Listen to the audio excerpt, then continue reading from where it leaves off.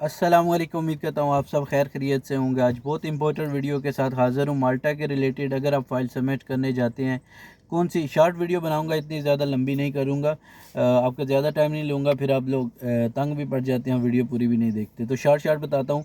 बहुत इंपॉर्टेंट जो चीज़ें हैं, जब आप फाइल सबमिट करने जाते हैं तो कौन सी चीज़ें आपने जहन में रखनी है और कौन सा आपने प्रॉपर वे यूज़ करना है कि आपकी फ़ाइल सबमिट हो जाए और आपके फ़ाइल भी 100% स्ट्रांग हो, फ़ाइल की तरफ से आपका रिजेक्शन ना आए। बाकी नसीब की बात होती है, लक की बात होती है। तो वीडियो को शुरू करने से पहले जो भाई अभी नए आए हैं, चैनल को सब्सक्राइब कर लें और वीडियो को लाजमी शेयर किया करें ताकि दूसरे भाइयों तक भी वीडियोस पहुंचती रहें। तो आज की वीडियो बहुत इंपॉर्टेंट है। आपको बताने जा रहा हूँ कुछ ऐसी चीज़ें जो आपने पहले नहीं पता होंगी, या पता भी होंगी तो फिर भी आपको एक बार अगेन बताने जा रहा हूँ। सबसे पहले मोस्ट इम्पोर्टेंट होता है आपका, जब खुद से फ़ाइल प्रिपेयर करें तो आपको अगर तो फुल नॉलेज हो तो सही है। अगर आपको फुल नॉलेज नहीं है तो मैं हमेशा रेकमेंड करता हूँ कि भाई आप किसी कंसल्टेंट की हेल्प ले लें जो डेली बेस पे ये काम करते हैं, क्योंकि ऐसी चीज़ें आपको नहीं पता होती जो डेली बेस पे बंदा कर रहा होता है उसको पता होता है। आपने ठीक है वीज़ा अप्लाई कर लिया, सब कुछ हो गया, आपके डॉक्यूमेंट सब कुछ, अब आपने अपॉइंटमेंट भी बुक कर ली, लेकिन आप फ़ाइल प्रिपेयर करने जा रहे हैं तो फ़ाइल के लिए आप या तो कंसल्टेंट की हेल्प ले लें या फिर आपको बहुत ज़्यादा नॉलेज होना चाहिए। नॉलेज आपको कैसे मिलता है? यूट्यूब भरा पड़ा है, आप ले सकते हैं। अगर आप समझ सकते हैं तो फिर मसला नहीं है। सबसे पहले याद रखें, जो इम्पोर्टेंट चीज़ है वो आपका जो अप्रूवल इन प्रिंसिपल लेटर है, सबसे पहले आपने वो चेक कर लेना है कि वो वैलिड है या नहीं है। अगर तो वो वैलिड है, कितने टाइम के लिए वैलिड है, ठीक हो गया। क्योंकि अभी यहाँ क्या होता है कि बहुत सारे भाइयों के, इंडिया में ऐसा हुआ था पहले, अभी नहीं, अभी तो अपॉइंटमेंट जल्दी मिल जाती है। तो पहले ऐसे हुआ था कि बहुत सारे भाइयों की अपॉइंटमेंट जो था वो डिले हो गए थे अपॉइंटमेंट से, तो अप्रूवल लेटर भी एक्सपायर हो गए थे, तो वो सबमिशन करने जाते थे। बाज़ सबमिशन हुए हैं और बाज़ नहीं हुए, लेकिन अभी ऐसा कोई नहीं चला। लेकिन फिर भी ये एक पॉइंट है कि सबसे पहले आपका पॉइंट नंबर 1 ये है कि आपने approval and principle letter check कर लेना है प्रॉपर।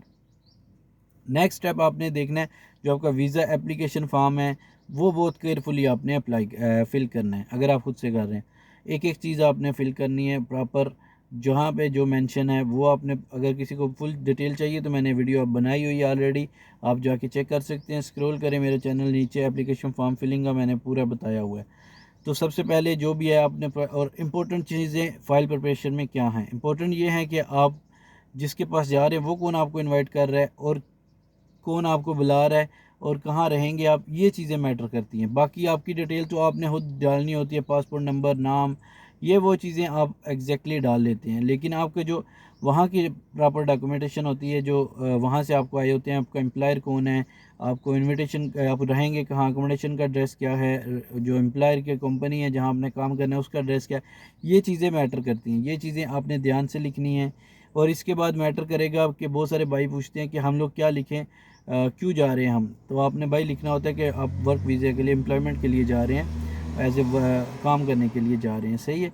इंग्लिश में लिखना है आपने, I am going for employment purpose. Okay, ये हो गया क्लियर, ये इंपॉर्टेंट थिंग है। ये एप्लीकेशन वीज़ा फॉर्म हो गया। अब आते हैं ट्रैवल इंश्योरेंस। बहुत सारे भाइयों के लास्ट नेपाल में तो बहुत ज़्यादा वीज़े रिजेक्ट हुए हैं सिर्फ़ और सिर्फ मेडिकल इंश्योरेंस के बाद। तो अब मसला ये भी चल रहा है कि आप अगर मेडिकल इंश्योरेंस सही नहीं लगाते, उसके बाद आप रिसबमिशन भी नहीं कर सकते। पहले होता था कि आप अगर एक दफ़ा वीज़ा रिजेक्ट हो भी जाता है तो मसला नहीं बनता था, आप रिसबमिशन कर सकते थे उसी अप्रूवल लेटर पे। लेकिन अभी मसला ये है कि आप सेम अप्रूवल लेटर पे आप सबमिशन नहीं कर सकते। आप अब अगर सबमिशन करना चाहते हैं तो आपको कंपनी को अगेन आपको रिक्वेस्ट करनी पड़ेगी कि मुझे, मेरे लिए सिंगल परमिट आप नया अप्लाई करें। तो वो मैं बताता हूँ नेक्स्ट वीडियो में भी कैसे हो सकता है, क्योंकि उसमें भी एक दो प्रॉब्लम्स चल रही हैं, वो भी आपके साथ शेयर करूँगा।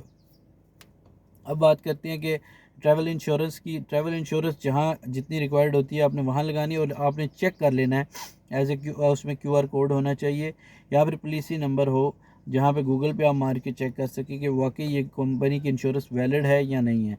फेक नहीं लगानी। ये हो गया। इसके बाद जो आपका ट्रैवल प्लान है या अटर्नरी जिसको बोलते हैं, डमी टिकट भी बोलते हैं, वो आपका प्रॉपर होना चाहिए। ये ना हो कि 10 उसमें 3-4 स्टाफ हों और आप जा रहे हैं जी माल्टा, कभी इटली रुक रहे हैं, फिर फ्रांस से फिर माल्टा पहुंच रहे हैं, ऐसा नहीं होना चाहिए।